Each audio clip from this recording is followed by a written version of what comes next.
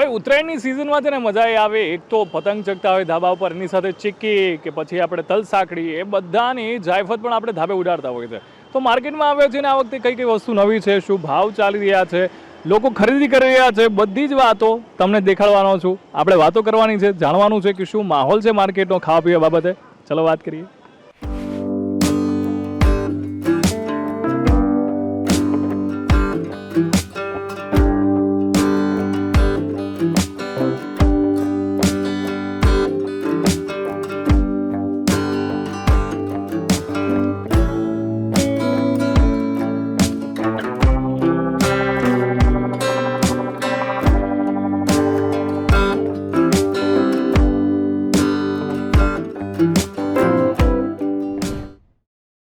માહોલ સાહેબ એવું છે કે ઘરાકી ધંધો પાણી શું છે અત્યારે થોડું એવું ચાલ્યા કરે, ઓછું છે.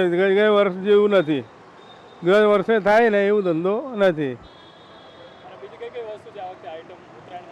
આ આઈટમ તો ઘણી બધી છે.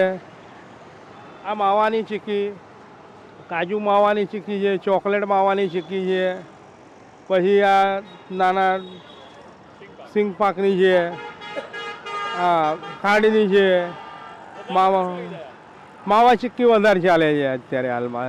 ચોકલેટ માવા ચીક્કી છે, પછી આ ગજક આવે છે, રાજસ્થાનની આવે છે, એ બધું વધારે ચાલે. ભાવ તો એ જ 200 રૂપિયા કિલો ચાલે છે અત્યારે. ગયા વર્ષે 200 જેવું હતું. 10-20 રૂપિયાનો ફરક પડે છે. ગયા વખતે 10 રૂપિયા ઓછા હતા, 20 રૂપિયા. આ વખતે 10-20 વધારે છે.